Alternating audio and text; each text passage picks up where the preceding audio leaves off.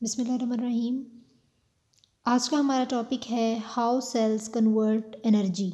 Last topic में हमने ATP को डिस्कस किया था। अब हम देखेंगे कि एनिमल्स में एटीपी किन दो तरीक़ों से बनती है। अब इन एनिमल्स में एटीपी बनाने के 2 वेज़ हैं। सबसे पहला जो है वो है सबस्ट्रेट लेवल फॉस्फोरिलेशन, और इसको ऑक्सीडेटिव फॉस्फोरिलेशन भी कहते हैं। यहाँ पे बताया हुआ है कि the synthesis of ATP during reaction of glycolysis and Krebs cycle is called substrate level phosphorylation.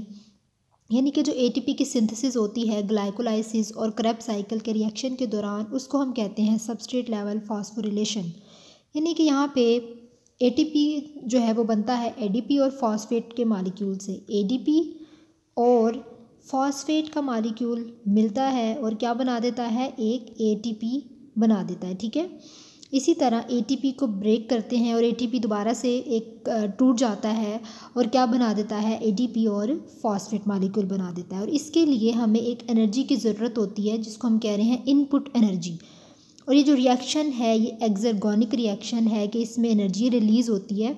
N enzyme transfer of phosphate group to ADP from a substrate, so ATP molecule is form. बिल्कुल ऐसे ही कि ADP जो है, हमने बात कर ली, ADP और phosphate मिलते हैं, एटीपी बनाते हैं। और इसी तरह एंजाइम्स की मदद से एटीपी जो है वो दोबारा से बना देता है एडीपी और फॉस्फेट बना देता है। और ये रिएक्शन जो है ये एक्सर्गोनिक रिएक्शन होता है और इसमें एनर्जी की ज़रूरत होती है। अगर एनर्जी नहीं होगी तो एटीपी की सिंथेसिस नहीं हो सकती, इसलिए एटीपी की सिंथेसिस के लिए एनर्जी का होना बहुत ज़्यादा ज़रूरी होता है। तो जो सबस्ट्रेट लेवल फॉस्फोरिलेशन है ये अगर हम बात करें कि ये कब अपीयर हुई थी, तो ये जो अर्ली हिस्ट्री है ऑर्गेनिज़म्स की, बहुत पहले ही ये अपीयर हो गई थी। कुछ फैक्टर्स हैं जो इसको सपोर्ट करते हैं। सबसे पहला फैक्टर है कि organism initially use carbohydrate as an energy source, कि जो ऑर्गेनिज़म्स हैं वो कार्बोहाइड्रेट को इस्तेमाल करते हैं एज अ एनर्जी सोर्स। यानी कि ऑर्गेनिज़म जो है वो कार्बोहाइड्रेट को इस्तेमाल करते हैं अपनी एनर्जी के लिए, और फिर जो है एनर्जी रिमूव की जाती है कार्बोहाइड्रेट से by the substrate level phosphorylation. दूसरा पॉइंट ये है कि जो सबस्ट्रेट लेवल फॉस्फोरिलेशन का मैकेनिज़्म है ये ज़्यादातर लिविंग एनिमल सेल्स के अंदर पाया जाता है। उसके बाद थर्ड पॉइंट है कि जो सबस्ट्रेट लेवल फॉस्फोरिलेशन है ये बहुत इंपॉर्टेंट, एक मोस्ट इम्पोर्टेंट फंडामेंटल है। जितने भी एटीपी जनरेटिंग रिएक्शन है उनके लिए बहुत इंपॉर्टेंट है। यानी कि ये हमारे पास एक एंजाइम है और यहाँ पे एडीपी, और ये एडीपी है और एडीपी और फॉस्फेट मिलते हैं। फॉस्फेट किसी भी कंपाउंड का हो सकता है, जैसे यहाँ पे पायरोवेट हमारे पास है, पायरोवेट का जो फॉस्फेट है ये इस एडीपी के साथ मिलता है with the help of enzyme, और ये बना देता है एटीपी। इस प्रोसेस को हम कहते हैं सबस्ट्रेट लेवल फॉस्फोरिलेशन या ऑक्सीडेटिव फॉस्फोरिलेशन।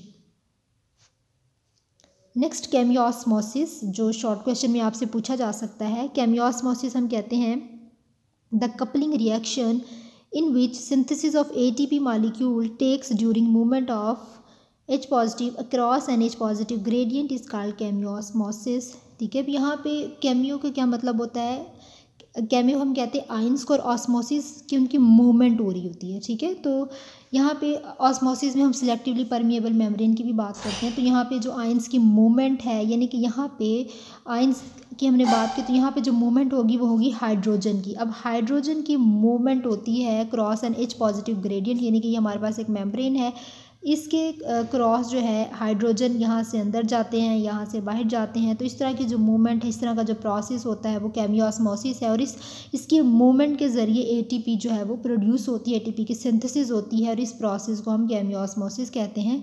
अब केमियोस्मोसिस का मैकेनिज़्म क्या है, पहला पॉइंट जो है वो ये बताया हुआ है कि chemiosmosis mitochondrial membranes have transmembrane channels. अब जो माइटोकॉन्ड्रियल मेम्ब्रेन है उसमें चैनल्स होते हैं कुछ। माइटोकॉन्ड्रियल मेम्ब्रेन की अगर बात करें तो उसके 2 कंपार्टमेंट्स होते हैं। एक तो आउटर में एक आउटर कंपार्टमेंट होता है, दूसरा इनर कंपार्टमेंट होता है, और इनर और आउटर के दरमियान में एक इंटरमेम्ब्रेन स्पेस भी पाई जाती है।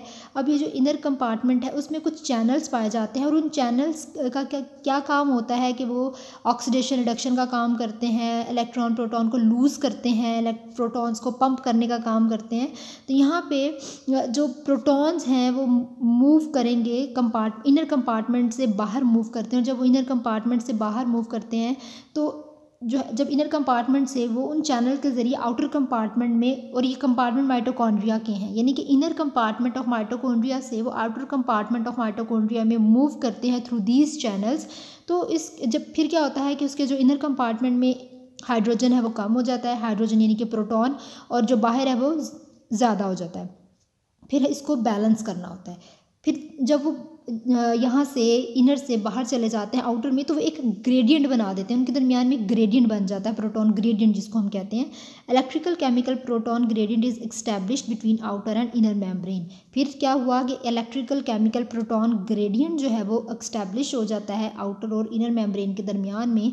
फिर उसके बाद ये जो आउटर प्रोटॉन है, क्योंकि बाहर ज़्यादा है अंदर कम है, तो जो आउटर प्रोटॉन है वो बाहर से उसके आउटर कंपार्टमेंट से उसके इनर कंपार्टमेंट में जाते हैं, और यहाँ पे ये भी जो है चैनल के ज़रिए जाते हैं। और यहाँ पे हमने पढ़ा था कि जो इसकी इनर माइटोकॉन्ड्रियल मेम्ब्रेन है उसमें कुछ पार्टिकल्स होते हैं F0 और F1 particles.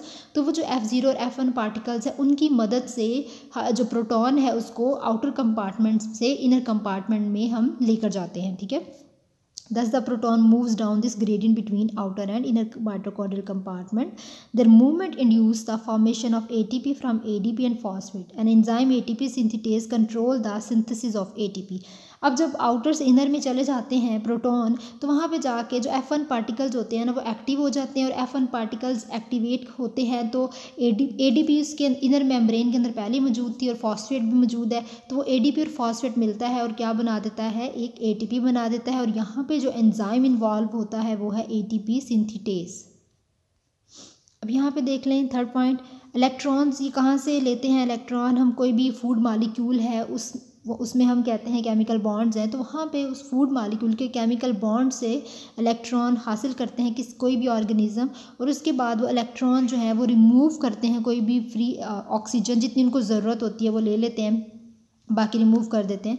So it is called cellular respiration और एरोबिक रेस्पिरेशन। एरोबिक रेस्पिरेशन या इसको सेलुलर रेस्पिरेशन कहते हैं।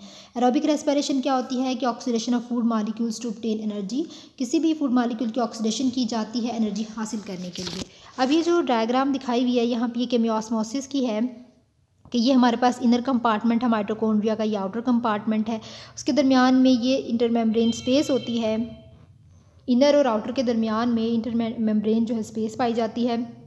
अब यहाँ पे हमने चैनल की बात की, तो यहाँ पे ये चैनल्स कुछ पाए जाते हैं जो 3 से 4 चैनल्स होते हैं।